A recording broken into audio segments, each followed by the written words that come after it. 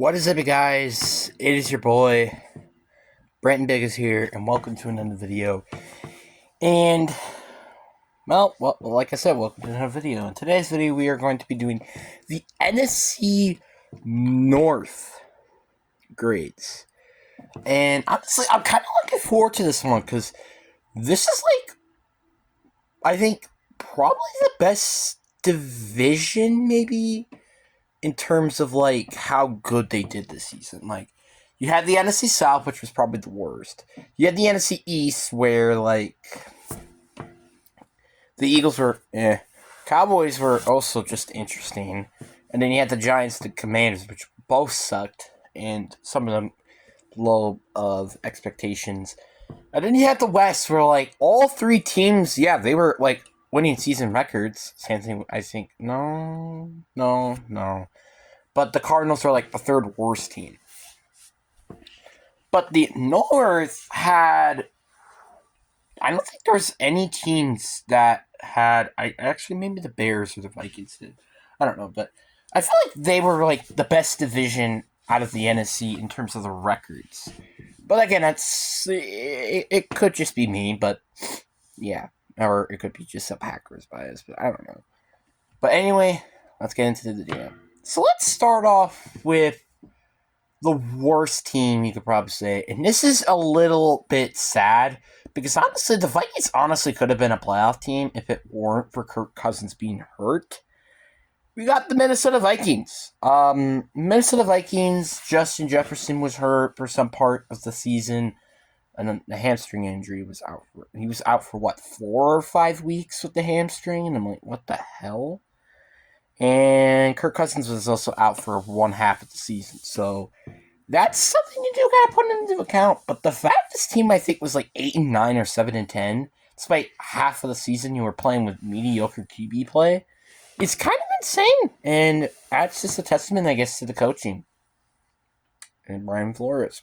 And also that defense was way above expectations this year, too. Because I'm not surprised.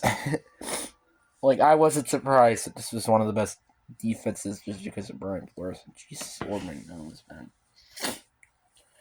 Sorry about that. But I think I gotta give this team... Oh my god, my nose.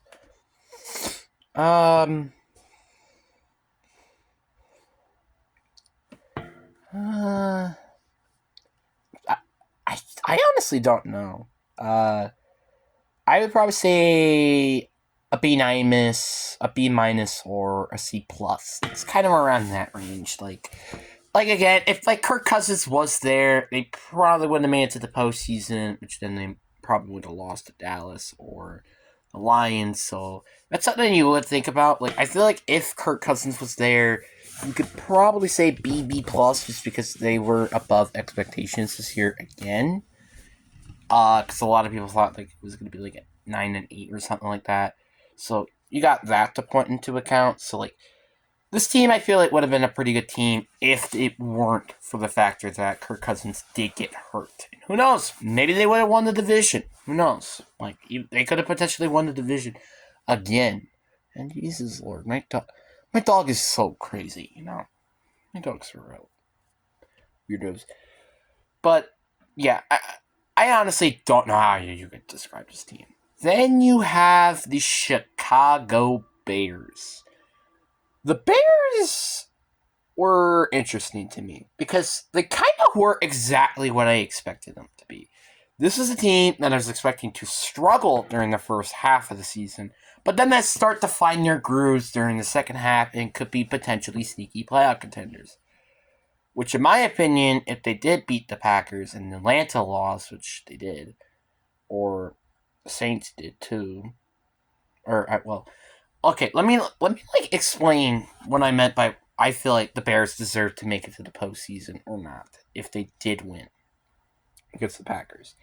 So obviously they would have beaten the Packers, which then would make them 8-9. Seahawks would lose, then the Saints would win, Bucks would lose, so then they would be in the postseason.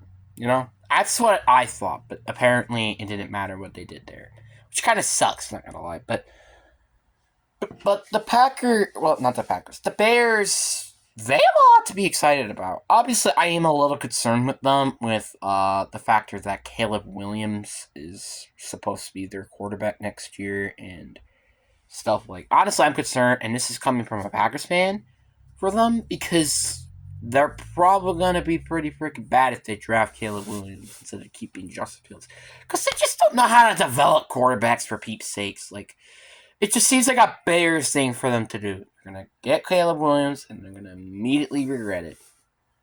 And they're going to go through that cycle all over again. Because that's just what the Bears are.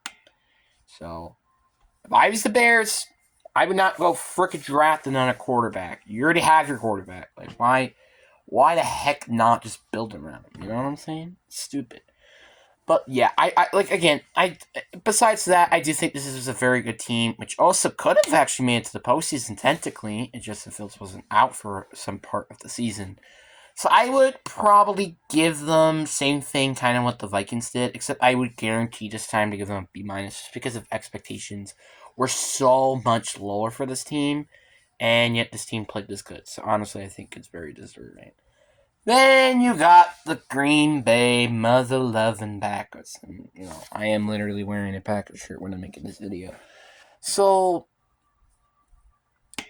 the Packers are a very interesting team to talk about. Because the reason why specifically this is an interesting team to talk about is just because of the factor that this team were a mix of expectations. On the one hand, a lot of people didn't think that this team was going to be as good as a lot of people thought. But then on the other hand, there were actually some of these people that actually kind of had a perfect, accurate prediction of the Packers season, except they won a playoff game. So it's a bit of a tough situation for the Packers in terms of rankings because, how would I say for expectation-wise? But I would say, I guess then it would be slightly more expectation. Obviously, without a doubt, they succeeded expectations this year by a landslide. But the problem is how much? Because, there were people saying that this team was like a 9-8 team, sneaky playoff team maybe, or 10-7 or something like that. But that's the thing. I don't know where to rank them in terms of that. Obviously, I think if we weren't ranking expectation-wise, I think I would say, maybe B plus, borderline on an A minus. But with the expectation bonus, I think you're going to get an A minus or an A. I don't think they deserve an A plus. I think there was enough of that good expectations to the point where I'm not about to put them on an A plus. If this team was, a certain team that I would be talking about, they would probably be up here as an A plus. But I don't think they're that good enough to be an A plus. But that's my personal opinion. Then you got the Detroit Lions. This is probably one of the more interesting teams, to say the least, to talk about. Because this team had a lot of close games, but they did succeed expectations. It's like this team is such a mixed bag all over the place. On the one hand, this team, surprisingly, in my personal opinion, played really, really good against the Niners, which, again, another example of why the Niners shouldn't have won, but then the next game they kind of should have won, to be honest with you. But anyway,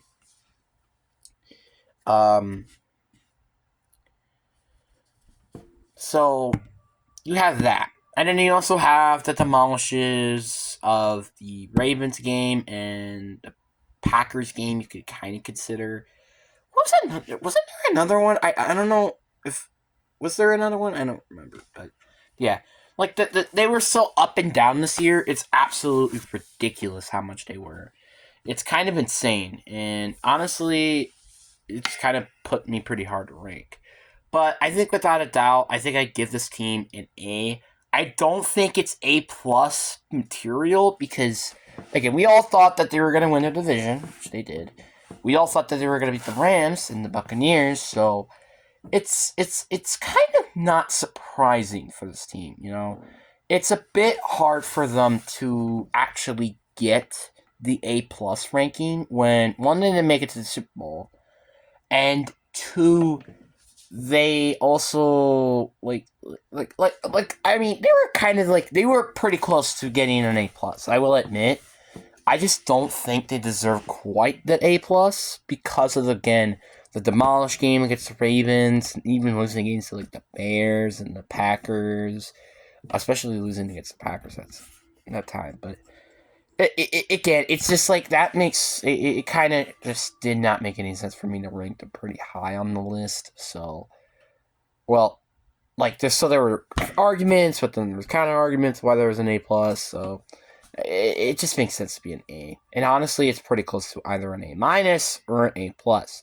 But either way, Lions really shouldn't be complaining that they're getting an A here, because of literally the factor that, like, I probably would have given you, like, I don't know, like B's or significantly below that in other years. So I wouldn't say you guys should be complaining. But anyway, guys, hope you guys enjoy. Peace.